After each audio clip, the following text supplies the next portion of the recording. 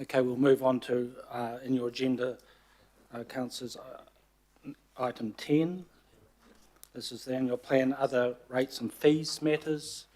Mr. Duncan's coming forward. I'll just confirm for you the purpose is to recommend changes to some targeted rates and fees and charges for consultation as part of next year's annual plan.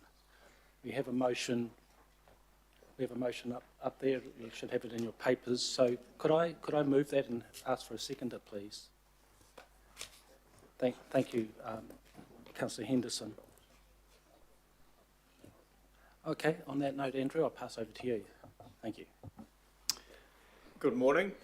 This report recommends that you consult on a range of changes to waste management rates and a few fees and charges that aren't covered in the Mayor's proposal.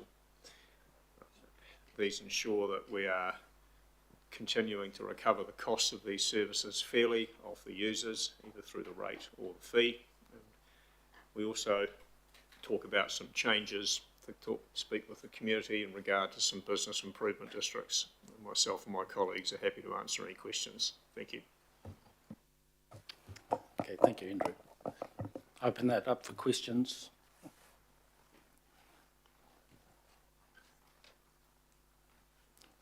Thanks, Chris. Just on the recommendation H, I'm finding that, if we could scroll up, and I've read the the narrative in the report. Now, there's an issue there with that compliance of that particular society. The way the recommendation's written, it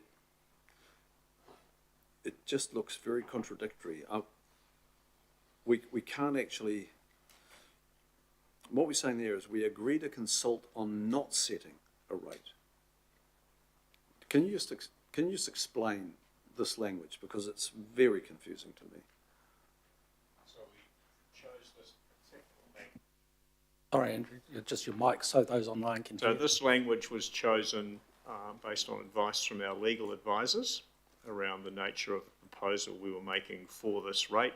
So it's been carefully framed in that way.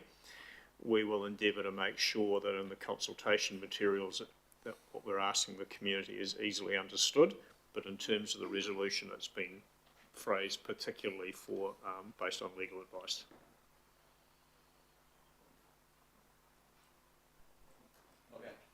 Okay, look, if it stacks up, then good.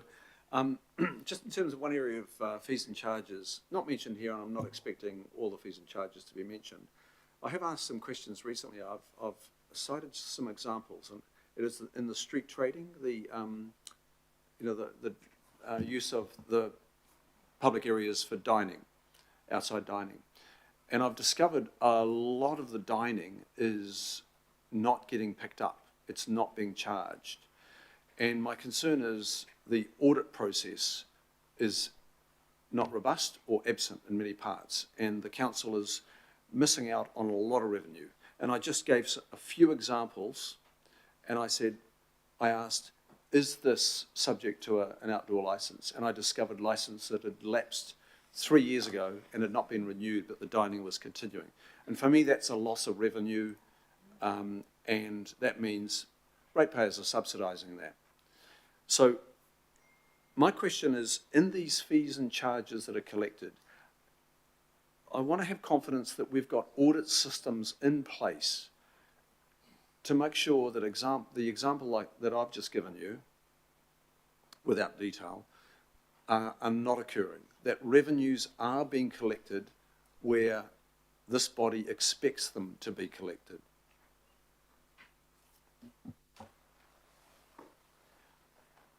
We will speak with our colleagues in the relevant areas and look to secure an answer to your question. I'm not able to answer that directly now, but that's a fair comment, and it'll be important that we are endeavouring to do that as best we can to ensure everyone's treated fairly, and we'll follow that up with our team and get an answer to you. Well, just generally, tell us now, do we have robust audit processes that pick up these examples that I'm giving, are we confident that we've got good audit processes? I can't answer that question myself. Rather than having 60 staff here because of all the different things, I'm just pulling everything together and helping with the broad communication of those, but we will get you an answer to that question, Councillor. Okay, just in terms of speaking order, I've got the Mayor, Councillor Newman, Councillor Walker, Councillor Turner and Councillor Simpson. Okay. I was just wanted a follow-up question on item H, which Councillor Darby raised. I'm not sure if that's the right solution. Hunters Corner had a BID and someone nicked the money. And so we're now going to go back and consult that they're not compliant. I mean, it's very hard to be compliant if someone does something like that. And I wonder really if the solution isn't that we better manage the BID system and consulting on not setting the rate. I'd rather remove that and just say, well, can't management go in and have a look at what went wrong at Hunters Corner? Because there is a group of people who want to set it up again, but they're not allowed to get hands on the money because it's not compliant. So the money's there and no one can get it because the guy who nicked it has buggered off. And so it's a terrible punishment for the good people who are left behind. And so I don't think that's the right... We don't consult when something goes seriously wrong. I think we actually manage it. So I'd rather you took H out, actually, and just sorted it out. So the legal reason for including the phrase and the way we've framed it is because the LTP made provision for the rate and therefore we have to consult on not setting it. I'm advised, but Katie can confirm that. I think we're about to have a good case of what sometimes we shouldn't have so many legal people, but try and prove me wrong. Through the chair, so I just want to clarify. So there's two aspects. There's the bid system, and I understand that the bid team are working with the relevant people from the Hunters Corner Association for the purposes of today and the annual budget, because the bid system uses a targeted rate and our LTP provides for a targeted rate to be set for this particular bid for the relevant financial year, and to not set that rate would be a change to our rating system. There's a technical requirement to consult if we're not planning on setting that rate. So that's why we've recommended to include consultation on not setting the targeted rate if the compliance issues are not resolved by the relevant date.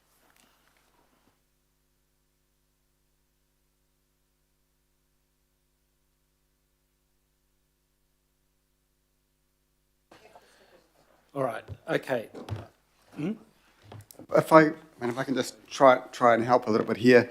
So it may not be the most elegant resolution, but I guess what we're saying is that if we don't have a resolution like this passed, well, you're kind of backed into a corner where you've got no choice but to go and set that rate and take rates off the ratepayers for this. That's probably not a position you want to be in. You want to have some options and some choices as we work through the border bid issues. So that's kind of why it's the way it is, to give you the option to not set the rate if that's what you choose to do. All right, Councillor Newman. Good morning, Andrew, and apologies because I'm not sure if you will be able to answer this. This is on the animal management fee changes. Just you here today?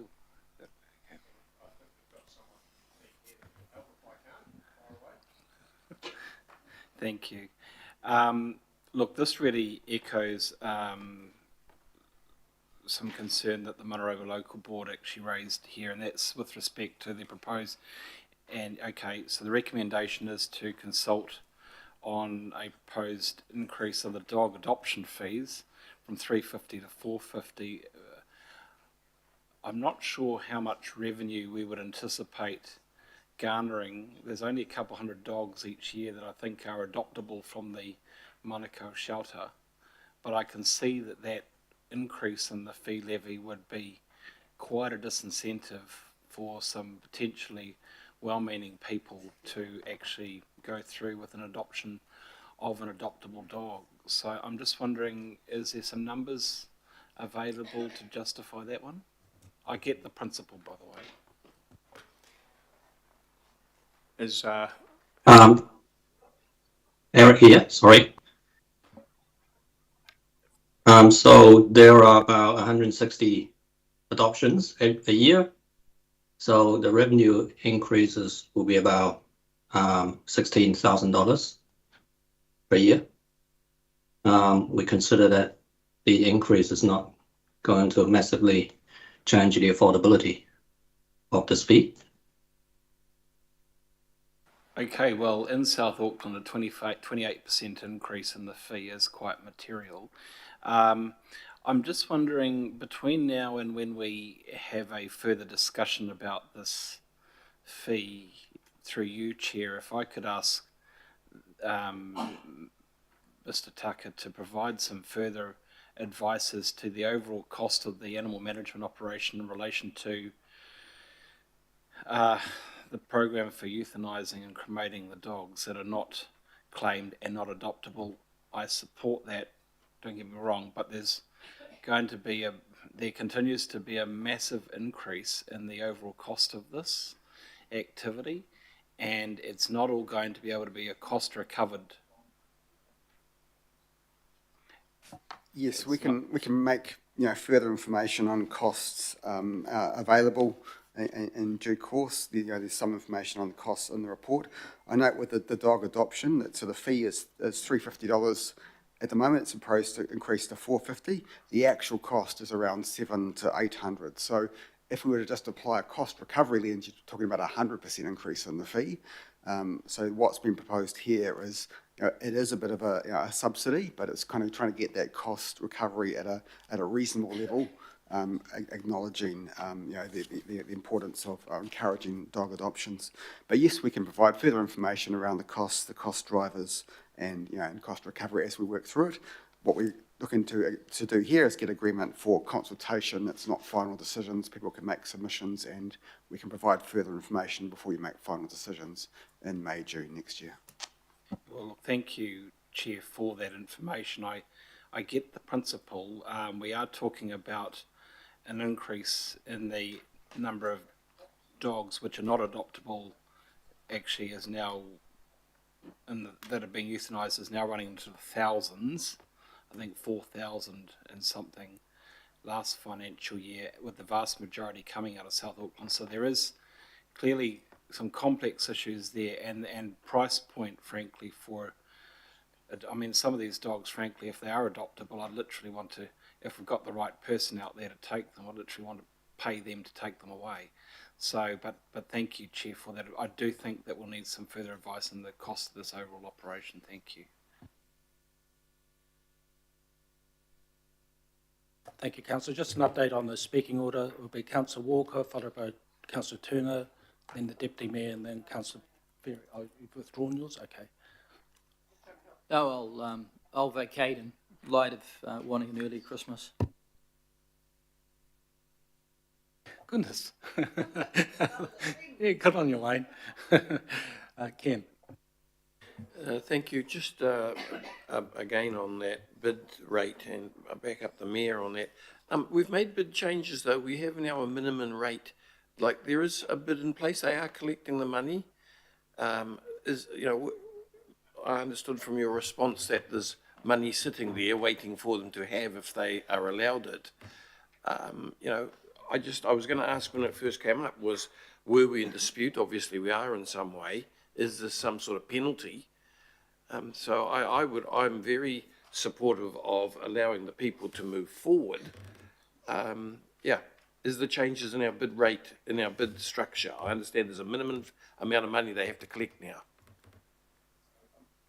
I might just get Alistair Cameron, who's online, to answer that question and give a bit of that sort of broader context. Thank you. Through the chair, look, as a general rule, yes, there is a minimum rate for the different business associations. with regard to the specific bids where we're proposing not striking the targeted rate, we are trying to work through the issues with those business associations. I just want to be clear that, you know, if we cannot resolve those issues, that we'd like the option to not strike the targeted rate if it's not resolvable. But is it not correct that bids have all been given, all the smaller bids? Is this a smaller bid, and is it correct that all the smaller bids have been given a target that they have to have their income meeting? Are we talking about the Hunter's Corner bid here, councillor? Yeah, well, I don't know Hunter's Corner, but I know other small bids that have recently had to meet us new criteria. There is a minimum, but they've been given a number of years to work to build up towards that minimum level. The issues with the Hunter's Corner bid relate to the sort of governance and management of that bid. Currently, in the current financial year, the bid rate has been set, but it's been set at $0 because there was not the confidence that those paying the targeted rate would see any benefit whatsoever from receiving if they were rated to contribute to that business association. I see Jill's online as well. Jill, have you got anything to add to that? Thank you. The bid team has been working strategically with Hunter's Corner since late 2022, and councillors are correct to pick up that it has serious issues that we're dealing with. It currently collects $132,000 a year, and there are multiple parties involved with the situation. And to date, we have provided to the party that we're working with a list of actions they need to have completed. But as the gentleman before said, if the actions are not completed, we're trying to have a situation where we have options for the local board to decide for the 25-26 year whether they would like to strike the targeted rate, recommend striking the targeted rate or not. Okay, thank you. Seems to be a very strong way of managing a smaller problem, but thank you. Thank you, councillor. Are there any more questions? If not, Andrew, thank you very much. I want to thank you, Andrew, and Aaron and Eric for putting the paper together. All right, councillors, we're into debate and comment. Are there any?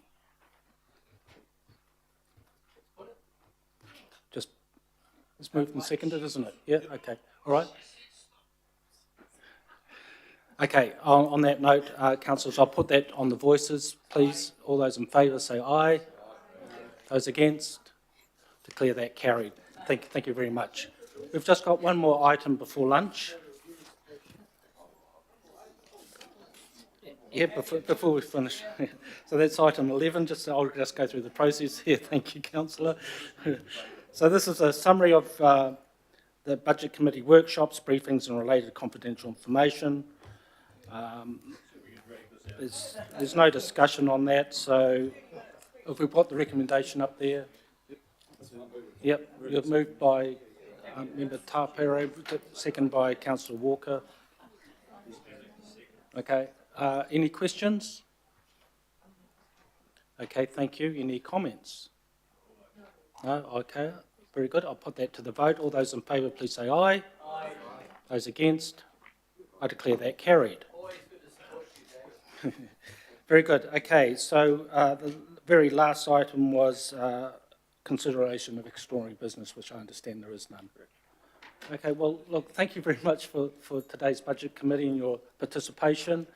It's kind of finished sooner than I thought, so well done all of you. Well done, well done all of you. Yeah. Okay. Yeah. As a reward, Kia ora, Chair. Thank you. Okay, thank you. There is a light lunch available to you, and I'll declare the meeting closed. Thank you very much.